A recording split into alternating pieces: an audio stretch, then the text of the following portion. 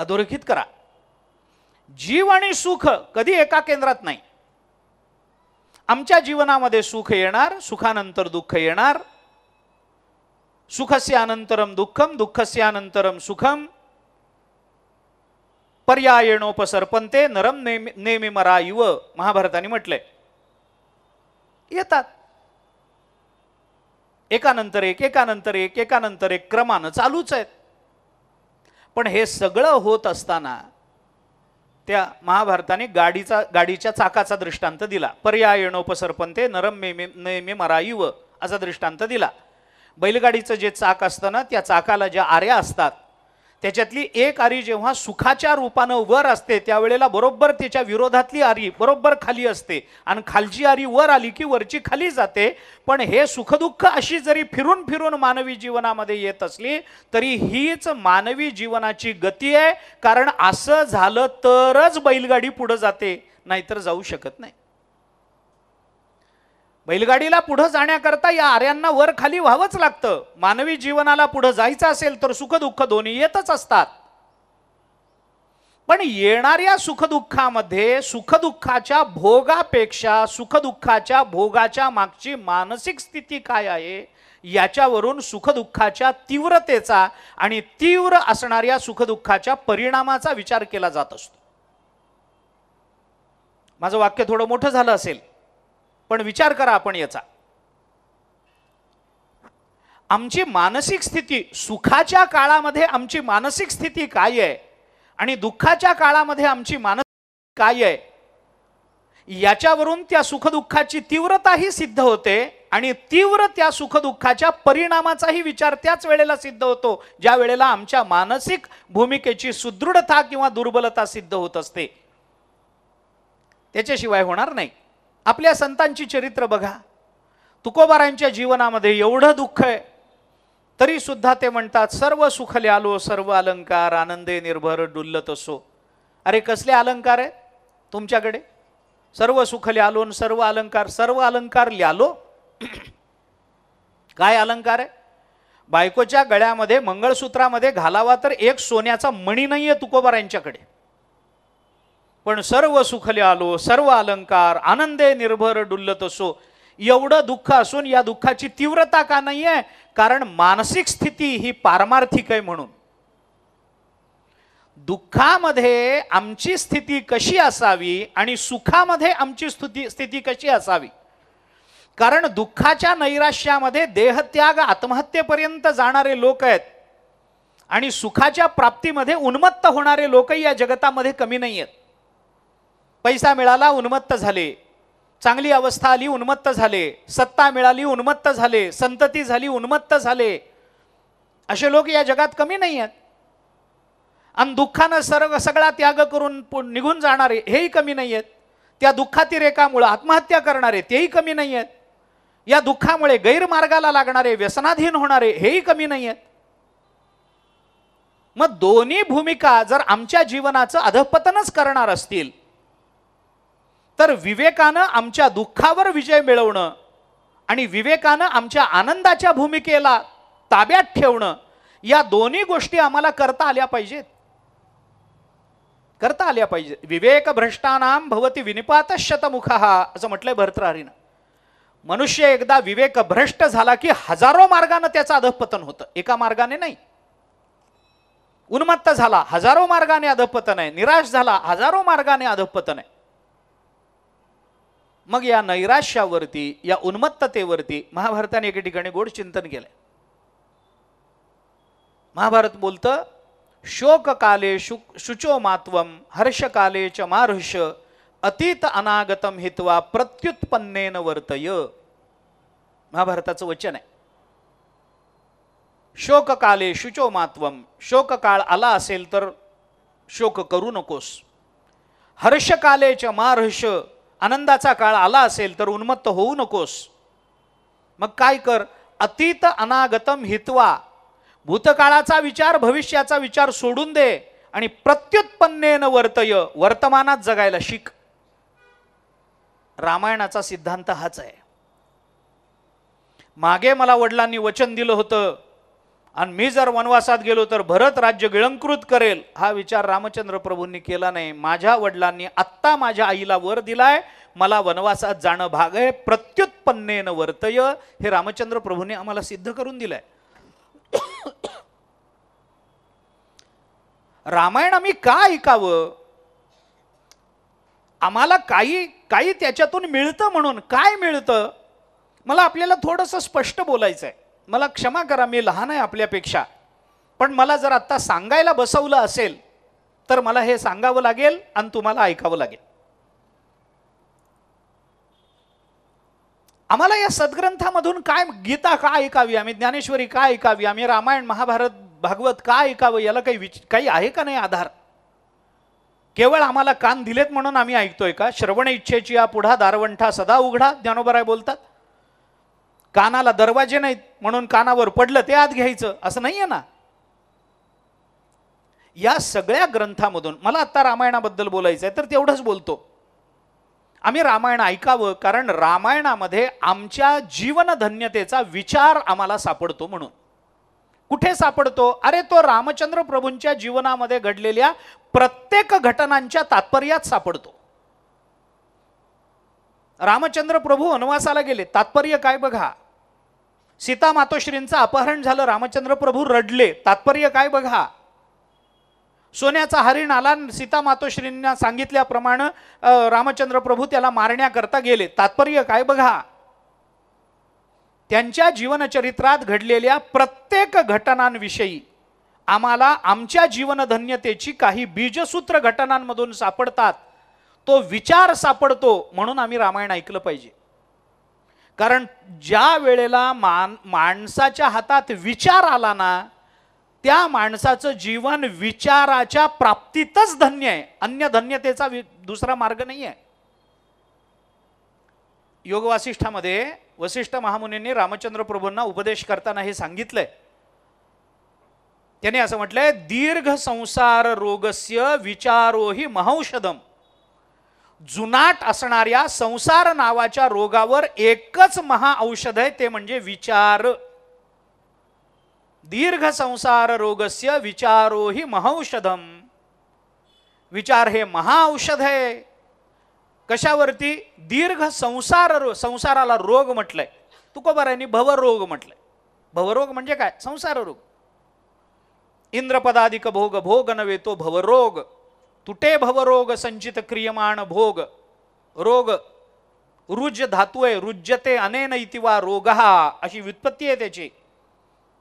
जे आम्हाला त्रास देतं, जे आम्हाला मारतं, ज्याच्याने आम्हाला वेदना होते, ज्याच्याने आम्हाला दुःख होतं, त्याला रोग म्हणा. रुज धातू या अर्थाने चालतो. जे जे त्रासदायक आहे तो रोग आहे. जो मारण्याचा प्रयत्न करतोय तो रोग आहे. जो आमची शक्ती कमी करतोय तो रोग आहे. संसार रोग आहे. आणि रोगाच्या बाबतीत असं आहे, आयुर्वेद असो अथवा अलीकडच्या काळातलं वैद्यकीय शास्त्र असो, सगळे विद्वान त्याच्यातले संशोधक हेच सांगतात की रोग जेवढा जुनाट तेवढा घातक. त्याला काय क्रॉनिक असं म्हणतात. क्रॉनिक आहे म्हणजे काय? म्हणजे जुनाट आहे. आणि रोग जेवढा जुनाट असतो ना, तेवढा त्याच्याकरता औषधोपचार जास्त लागतो, तेवढा तो घातक असतो, तेवढा तो दूर करण्याकरता कठीण असतो. म्हणून आजारी पडल्याबरोबर आपले जुने लोक सांगतात, आजारी ताबडतोब डॉक्टरकडे जा बाबा, लगेच वैद्याकडे जा. लगेच का जा? तो जुनाट होऊ देऊ नका. आणि संसार तर जुनाट आहे. किती जुनाट आहे? ज्ञानोबराय म्हणतात, भोगित होता प्रबुद्ध अनादिजो. अनादिकालापासून आम्हाला लागलेला रोग आहे हा, इतका जुनाट आहे. अविद्येची अनिदा विश्वस्वप्नाचा हा धांदा, भोगित होता प्रबुद्ध अनादिजो. तो महावाक्याचे निनावे गुरुकृपेचे निथावे, माथा हात ठेविला नो हे थापटिला जैसा. तैसी विश्वस्वप्नेसी माया, नीद सांडोनी धनंजया, सहसा चेईला अद्वयानंदपणे जो. ज्ञानोबराय त्याच्यावरचं औषध सांगतात. आम्हाला हा रोग आहे, मग या रोगावर औषध काय? विचार करा. कशाचा विचार करा? कशाचा विचार करा? एक मित्र आपल्या मित्राकडे गेला. मित्र समोर दिसला नाही म्हणून बायकोला विचारलं, कुठे? तिने सांगितलं आतल्या खोलीत दार लावून बसलेत, कसला तरी गहन विचार करतायत. याला वाटलं असेल काही, गेला. दुपारी परत आला, नाही अजून विचारच करतायत. बर, रात्री परत आला काम आटोपून, कुठे म्हणे अजून विचार. मित्राला वाटलं एवढा गहन विचार, मी 3दा येऊन गेलो तरी हा विचार करतोय, एवढं काय संकट आहे, असा काय गहन प्रश्न निर्माण झालाय. मी जर मित्र असेल तर त्याला सहाय्य करणं माझं कर्तव्य आहे. त्याने दरवाजा उघडला, आत गेला आणि त्या मित्र डोक्याला हात लावून तो खाजवत बसलेला. त्याने विचारला, अरे 3दा तुझ्याकडे आलो, सकाळ दुपार संध्याकाळ, 3 वेळेला बायको सांगते विचार करतोय, विचार कशाचा विचार चाललाय. तो म्हणाला त्याचाच विचार करतोय की कशाचा विचार करू. अरे हा काय विचाराचा विषय आहे का.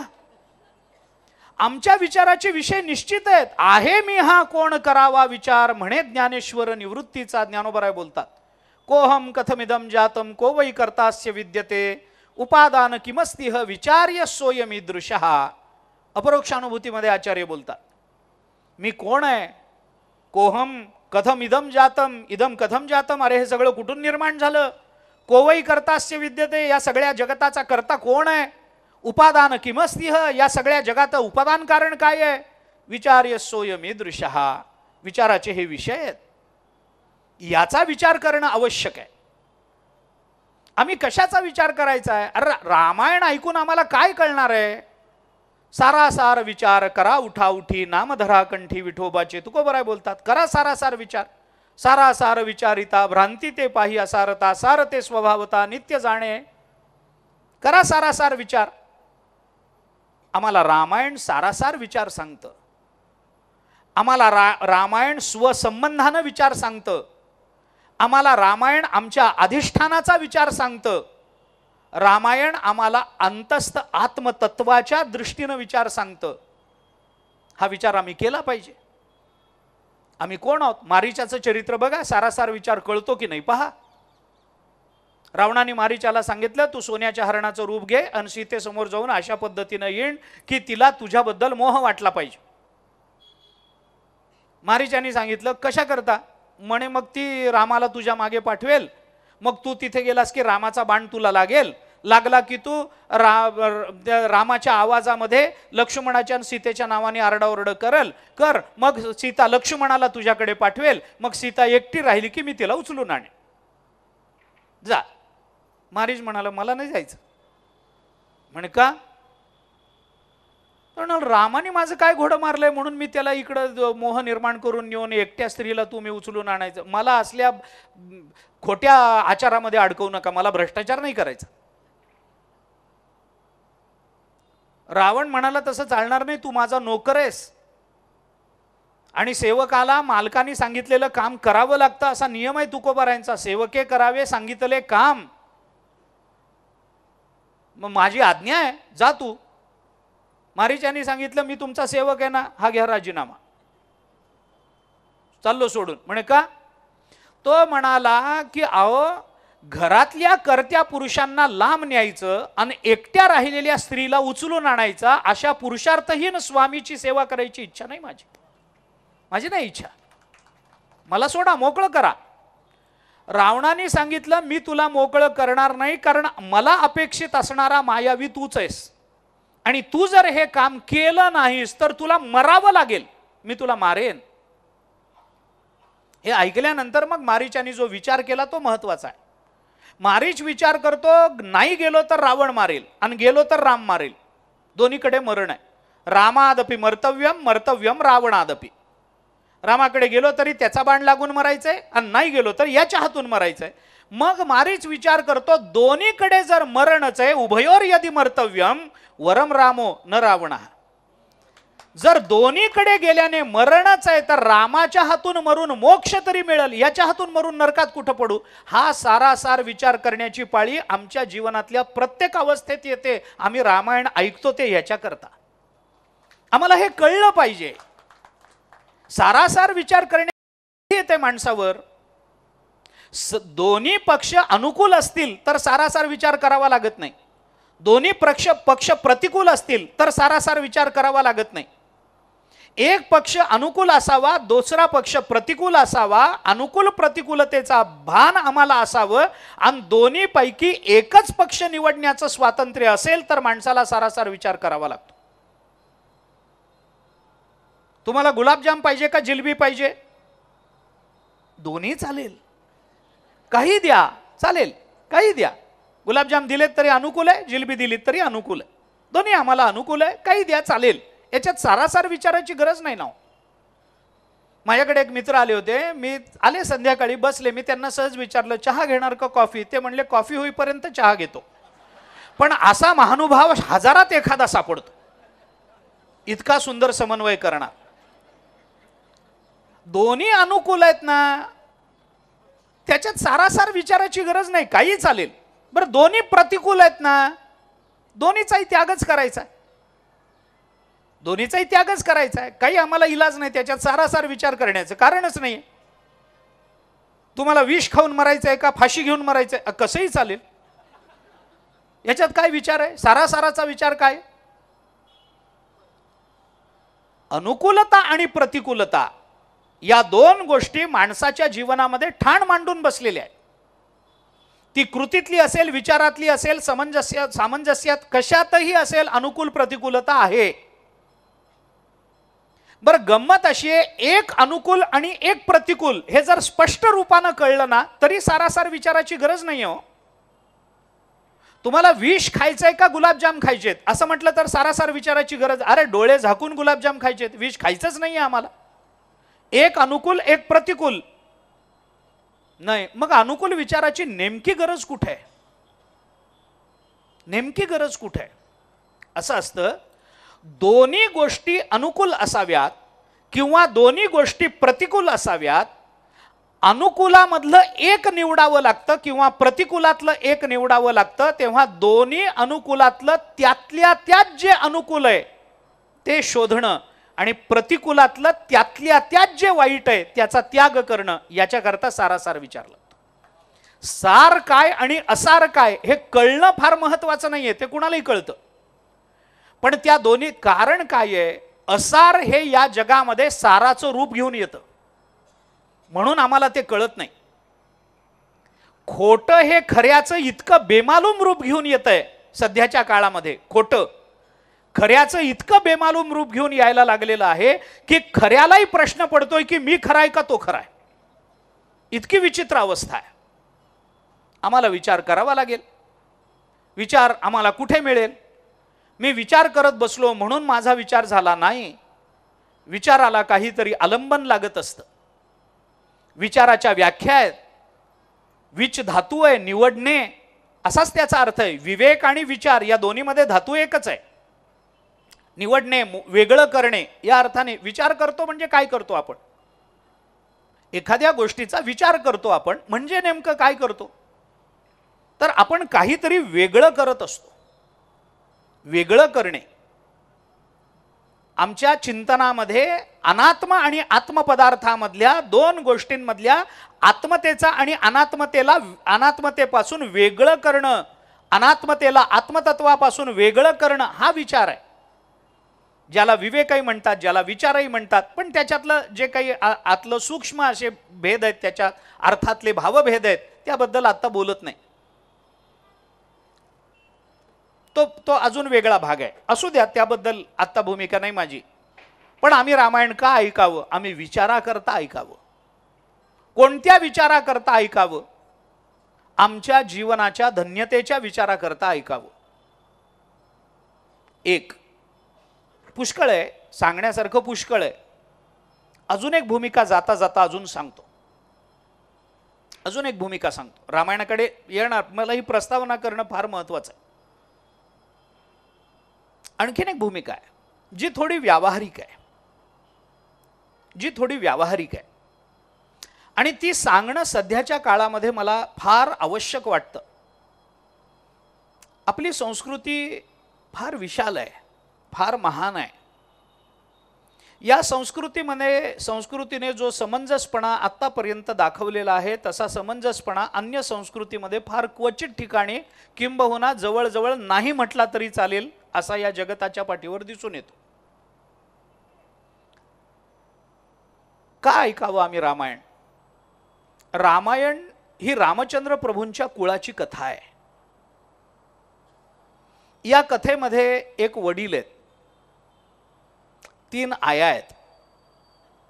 4 भावंड आहेत, 1 बहीण आहे. या सगळ्यामध्ये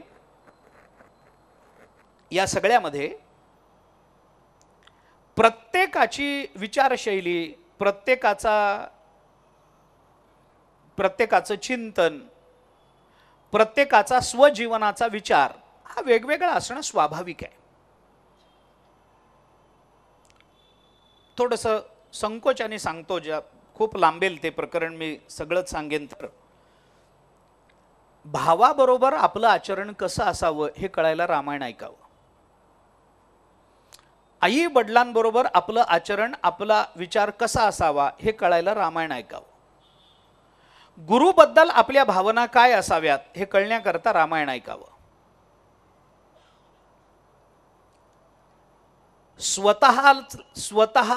स्वतःच्या संबंधाने जास्त कष्ट सोडून कुटुंबियांना जास्त दुःख दिल्याने मानवी जीवनामध्ये किती आनंद मिळतो हे कळायचं असेल तर रामायण ऐकावं.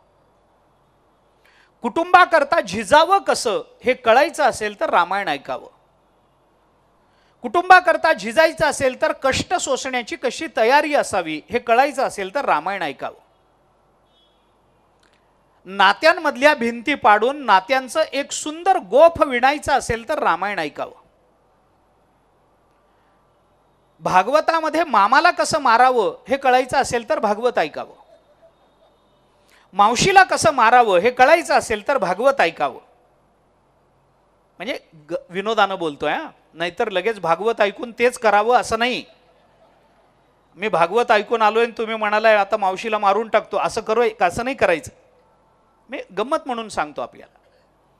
भागवत कृष्ण चरित्र हे नात्यात गुंफलेलं चरित्र आहे, पण नातं विरोधातलं नातं कृष्ण चरित्रात जेवढं प्रकट झालं रामचरित्रामध्ये तेवढं नाही आहे. सावत्र आईचा शब्द म्हणून रामचंद्र प्रभू 14 वर्ष वनवासाला गेले. रामायणावरच्या बहुतांश टीकाकारांनी कैकेयीला नावं ठेवलेलीच आहेत, आपणही ठेवतो. पण स्वतः रामचंद्र प्रभू मात्र कैकेयीला एकदाही दोष देत नाहीत, एकदाही देत नाहीत. किंबहुना भरत भेटीचा जो प्रसंग आपल्याला रामायणामध्ये दिसतो, त्यामध्ये ज्या वेळेला या 3ही आया भरताला म्हणतात की आम्ही तुझ्याबरोबर येतो, आणि जेव्हा या 3ही कौसल्या, सुमित्रा आणि कैकेयी या 3घी जणी मिळून जेव्हा रामचंद्र प्रभूंना भेटायला वनवासात अरण्यामध्ये जातात, त्यावेळेला रामचंद्र प्रभू पहिली भेट आणि पहिली चौकशी करतात ती कैकेयीची करतात. एक हनुमान नाटक म्हणून संस्कृत ग्रंथ आहे रामचरित्र सांगणारा. मारुतीरायांनी तो लिहिला असा संकेत आहे, अशी मान्यता आहे, पूर्ण नाही आहे, पण मारुतीरायांनी तो लिहिला. हनुमान नाटक असं त्याचं नाव आहे. नाट्यरूपामध्ये प्रकट झालेलं रामायण आहे. त्या रामायणामध्ये रामचंद्र प्रभूंच्या मुखामध्ये एक फार चांगला श्लोक घातलाय. प्रतिकूल परिस्थितीचा अनुकूल बुद्धीनं कसा विचार करायचा असतो हे शिकायचं असेल तर रामायण ऐकावं. आता प्रतिकूल परिस्थितीचा म्हणजे निगेटिव्ह आणि पॉझिटिव्ह हे 2 शब्द आपण नेहमी वापरतो, पण गेल्या 4 वर्षामध्ये त्या कोरोना काळामध्ये पॉझिटिव्ह शब्दाला जेवढा निगेटिव्ह अर्थ लागलाय तेवढा त्याच्या आधी आणि त्याच्या नंतर परत कधी लागलेला नाही आहे. पॉझिटिव्ह हा शब्द निगेटिव्हली वापरता येऊ शकतो हे कोरोनाने आम्हाला शिकवलंय. तर निगेटिव्हिटी पॉझिटिव्हिटीने दूर कशी करता येऊ शकते हे रामायण आम्हाला शिकवतं. रामचंद्र प्रभूंच्या मुखामध्ये हनुमान नाटकात असा विचार सांगितला गेलाय. कैकेयी बद्दल बोलताना रामचंद्र प्रभू असं म्हणतात की कैकेयीला नावं ठेवू नका. हे सगळं झाल्यानंतर आहे, रामचरित्र सगळं रामायण झाल्यानंतरचा विचार आहे हा.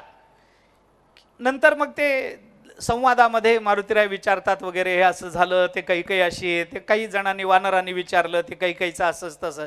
त्यावेळेला रामचंद्र प्रभूंचे हे शब्द आहेत. रामचंद्र प्रभूंनी विचार असा सांगितला की कैकेयीला नावं ठेवू नका तुम्ही. म्हणे का? अरे ती फार विद्वान आहे. आणि कशाची विद्वान? तुम्हाला वनवासात पाठवलं पुत्रमोहामुळं, त्या मंथरेचं ऐकून. आणि कशाची विद्वान?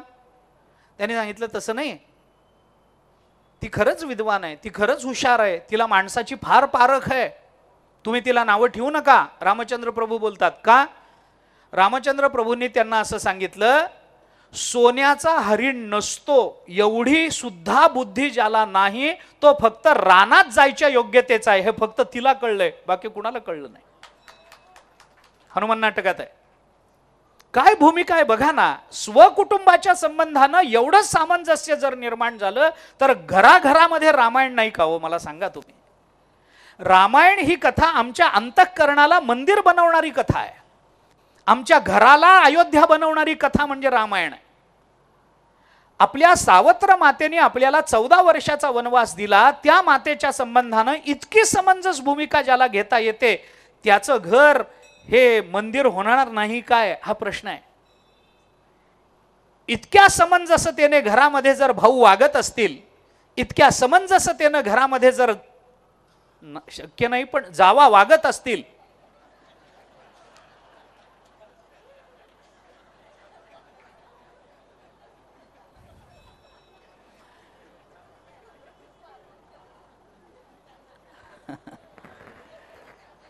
खरं आहे ना. इतक्या समंजसपणाने जर नणंद भाऊजाई मधलं वातावरण सुदृढ सोज्वळ राहत असेल तर त्या घराला घर म्हणण्यापेक्षा मंदिर का म्हणू नये? का म्हणू नये? आमचा व्यावहारिक दृष्टिकोन डोळ्यासमोर ठेवला तर रामायण आम्हाला आमच्या घराचं मंदिर बनवायला शिकवतं. कारण मंदिर आणि घर याच्यामध्ये भावाचा आणि भावनेचा स्नेहबंध काय आहे हे फार महत्वाचं असतं, फार महत्वाचं आहे. आमची एकमेकांबरोबरची नाती कशी आहेत? का आमचा बिभीषण आम्हाला सोडून चाललाय? आम्ही इतक्या संकटात असताना आमचा कुंभकर्ण भाऊ असून का झोपून राहिलाय? आम्ही जिला पतिव्रता म्हणतो ती आमची पत्नी आमच्यावर इतकं प्रेम करणारी असून सुद्धा आमच्या विचाराला विरोध का करतेय मंदोदरी? केवळ शब्द म्हणून इंद्रजित काही करत असेल तर इतका सामर्थ्य संपन्न असणारी ही व्यक्ती ती का विपरीत मार्गाला लागलेली आहे? आणि राक्षसाच्या पोटी येऊन सुद्धा इतक्या वाईट, इतक्या अगदी राक्षसी वृत्तीत जन्माला आलेली त्रिजटा ही सीता मातोश्री सारख्या सत्ववृत्तीला इतकी मदत का करते? कुठेतले हे विरोध कुठून आलेत? हे सामंजस्य कुठून आलंय? ही त्रिजटा ही बिभीषणाची मुलगी आहे. आपण रामायण पहा, वाल्मिकी रामायणात उल्लेख नाही याचा, पण त्रिजटा ही बिभीषणाची मुलगी आहे. आणि ज्या वेळेला सीता मातोश्रींनी तिला पळवून आणलं त्यावेळेला तिच्या भोवती कुणी पहारा करायचा आहे जेव्हा ठरायला लागलं त्यावेळेला बिभीषणाने आपल्या मुलीला सांगितलं की तुझ्या जीवनाचं कल्याण करायचं, करून घ्यायचं असेल तर सीतेभोवतीचा पहारा मागून घे रावणाकडे, तर तुझं कल्याण होईल. आणि बिभीषणाचं आपल्या बापाचं म्हणणं ऐकलं तिने आणि त्रिजटा सीतेजवळ बसली. नंतर ती मंदोदरी आली वगैरे वगैरे, नंतरचा कथाभाग वेगळा, तो सांगण्याचं आत्ता कारण नाहीये. परंतु रामायण हे आम्हाला आमच्या घराचं मंदिर बनवायला शिकवतं. कारण घराचं मंदिर त्या वेळेला होतं जेव्हा घरातल्या लोकांच्या एकमेकांबद्दलच्या भावना अतिशय सात्विक असतात, अतिशय चांगले असतात. घडलेली घटना कृतीरूपानं प्रतिकूल दिसत असली तरी ती घटना ज्याच्याकडून घडली त्याच्या सत्ववृत्तीवरचा विश्वास हा त्या घटनेमध्ये निर्माण, घटनेतला सगळा तो व्यभिचार हा दूर करायला भाग पाडत असते. घरातल्या लोकांवर आमचा विश्वास हवा. घरातल्या लोकांचे आमची नातेसंबंध आमचे सुदृढ पाहिजेत. हां, वेगळं राहणं याच्याबद्दल माझा मतभेद नाही आहे. घरं लहान आहेत, त्याच्यामध्ये 3-3, 4-4 कुटुंब राहू शकत नाहीत पूर्वीसारखी गोष्ट खरी आहे. या भावानी तिकडं घर घेतलंय, या भावानी मुंबईत घर घेतलंय, या भावानी पुण्यात घेतलंय, या भावानी परदेशात घेतलंय, मान्य आहे की. पण निदान एखादी वर्षभरातली दिवाळी तरी एकत्रित यायला, निदान एखादा दसरा, अगदीच काही नसेल आणि एकमेकांचं फारच पटत नसेल तर मी म्हणतो होळीला तरी एकत्रित यावं. हो, पण एकत्रित यावं. नसेल दिवाळी, नसेल दसरा, नसेल पाडवा, फारच पटत नसलं तर होळी आमचा लाडका सण आहे. त्या दिवशी एकत्रित यावं. काय एकमेकांचे मतभेद आहेत मनमोकळेपणाने सांगावेत, मिटवावेत, पण बाजूला होताना विकल्परहित अंतःकरणानं बाजूला व्हावं. त्या प्रत्येक घराचं रामायण आहे, प्रत्येक घराचं मंदिर आहे. आणि रामायण आम्हाला हे शिकवतं की आमच्या घरातल्या लोकांविषयी आमचा भावबंध कसा असावा.